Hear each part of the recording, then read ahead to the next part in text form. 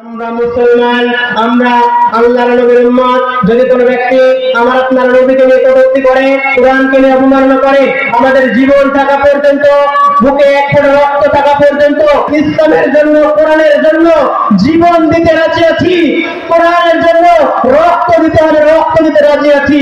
তবুও বাতিলের কাছে মাথা নত করতে রাজি নাই। কথা বলেন ঠিক কিনা? الرحمن الرحيم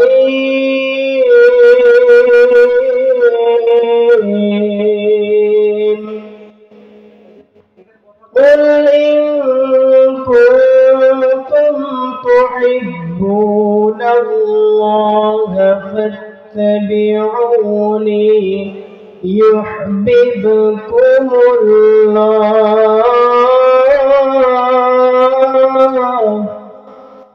ويغفر لكم ذنوبكم والله غفور رحيم.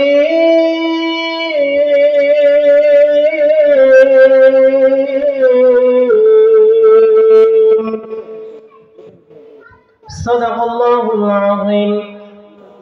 عن أنس رضي الله تعالى عنه قال قال رسول الله صلى الله عليه وسلم لا يؤمن أحدكم حتى أكون أحب إليه من والده وولده والناس أجمعين. متفق عليه. فقال تعالى في شأن حبيبه مخبرا وآمرا إن الله وملائكته يصلون على النبي يا أيها الذين آمنوا صلوا عليه وسلموا تسليما. আমরা সকলে দরুদ ইব্রাহিম পড়ি। আল্লাহুম্মা صل على محمد وعلى آل محمد كما صليت على إبراهيم وعلى آل إبراهيم إنك حميد مجيد.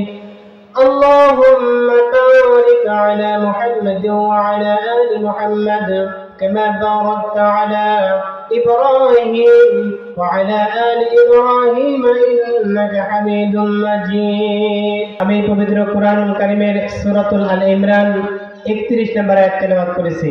আল্লাহ রাব্বুল আলামিন সংক্ষিপ্ত সময়ে যদি তৌফিক দান করেন এই আয়াত থেকে কিছু কথা বলবো ইনশাআল্লাহ। আল্লাহ রাব্বুল আলামিন কোরআনুল কারীমের ভিতরে সুন্দর করে জানিয়ে দিলেন قل إن كنتم تحبون الله فاتبعوني يحببكم الله ويغفر لكم ذنوبكم والله غفور رحيم.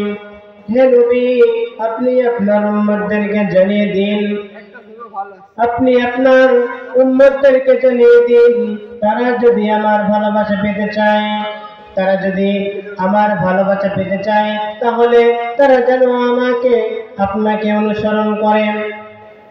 যদি তারা আপনাকে অনুসরণ করে তাহলে আমি আল্লাহ তাদের জীবনের সমস্ত গুনাহ খাতাগুলিকে মাফ করে দিব। আমি তো অত্যন্ত ক্ষমাশীল এবং পরম দয়ালু। এই আয়াতের উপর ভিত্তি করে বুখারী এবং মুসলিম হাদিস তেলাওয়াত করেছে। আল্লাহ রাসূল সাল্লাল্লাহু আলাইহি ওয়াসাল্লাম বলেন لا يؤمن أحدكم حتى أكون أحب إليه من والده وولده والناس أجمعين. আল্লাহ রাসূল সাল্লাল্লাহু আলাইহি ওয়াসাল্লাম বলেন ততক্ষণ পর্যন্ত তোমরা প্রকৃত মুমিন হতে পারবে না যতক্ষণ পর্যন্ত তোমরা তোমার পরিবার, স্ত্রী, সমস্ত কিছুর চাইতে আমাকে বেশি ভালো না বাসবে।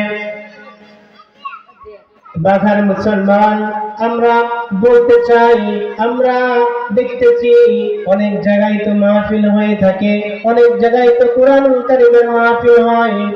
মাহফিল শোনার পরে অনেক মানুষ বলে যে মঞ্চে উঠে বক্তারা রাজনীতি শুরু করেছে। আমি রাজনৈতিক দলের কোনো কথা বলবো না, আমি রাজনৈতিক দলের কোনো বক্তা নয়, কিন্তু অতীব দুঃখজনক হলেও সত্য, আমরা জাতিতে মুসলমান, আমাদের মহাগ্রন্থ আল কোরআন আল্লাহ রাব্বুল আলামিন আমাদেরকে পথ প্রদর্শক হিসেবে দিয়েছেন, কিন্তু আমার আপনার কোরআনের উপর, আমার আপনার নবীর নামে যদি কোনো ব্যক্তি কটূক্তি করে, আমার বিধান কোরআনকে যদি কোনো ব্যক্তি অপমাননা করে, তাহলে আমরা কখনো তাদেরকে ছাড় দিয়ে কথা বলবো না। সে হাজি হতে পারে, সে গাজী হতে পারে, সে হাফেজ হতে পারে, সে আলেম হতে পারে, আমরা তাদেরকে কখনো ছেড়ে দেব না। এটা হলো রাজনীতি নয়, এটা হলো কোরআন নীতি, হাদিস নীতি। আর এই হাদিস নীতি কোরআন নীতি করতে গিয়ে কেউ যদি আমাদেরকে চাকরির হুমকি দেয়, আমরা চাকরির ছাড়তে রাজি আছি। কেউ যদি আমাদেরকে জেলের হুমকি দেয়, আমরা জেল কাটতেও রাজি আছি। কেউ যদি আমাদেরকে মৃত্যুর হুমকি দেয়, আমরা মৃত্যু হতেও রাজি আছি। কেউ যদি আমাদেরকে ক্রস ফায়ার নিতে চাই, আমরা ক্রস ফায়ারেও দিতে রাজি আছি। কেউ যদি আমাদেরকে ফাঁসির কাস্তে ঝুলাতে চাই, আমরা ফাঁসির কাস্তে ঝুলতে রাজি আছি। তবুও আল্লাহর কোরআন নবীর অপমাননা আমরা কখনো সহ্য করব না। বলেন, কথা বলেন ঠিক কিনা? আমরা কখনো আল্লাহ রাসূল এর অপমাননা সহ্য করব না। আমরা মুসলমান, আমরা আল্লাহর নবীর উম্মত। যদি কোনো ব্যক্তি আমার আপনার নবীকে নিয়ে কটূক্তি করে, কোরআনকে নিয়ে অপমাননা করে, আমাদের জীবন থাকা পর্যন্ত, বুকে এক ফোঁটা রক্ত থাকা পর্যন্ত নবীর আদর্শকে বাস্তবায়ন করতে গিয়ে বিশ্ব নবীর নাতি ইমাম হুসাইন রাদিয়াল্লাহু তাআলা আনহু কারবালার ময়দানে মাফিয়ার পথে নিজেদের কাছে মাথা নত করে নাই, হাসতে হাসতে জীবন দিয়েছে। আজকের এই ঢাকার মাহফিল থেকে আমি আব্দুল্লাহ আল হাবিব বলতে চাই, ইসলামের জন্য, কোরআনের জন্য জীবন দিতে রাজি আছি। কোরআনের জন্য রক্ত দিতে হলে রক্ত দিতে রাজি আছি, তবুও বাতিলের কাছে মাথা নত করতে রাজি নাই। কথা বলেন ঠিক কিনা? তাহলে আমাদেরকে বিশ্বনবীর হাদিস মোতাবেক আল্লাহ রাসূল সাল্লাল্লাহু আলাইহি ওয়াসাল্লামের জীবন আদর্শ আমাকে আপনাকে বাস্তবায়ন করতে হবে।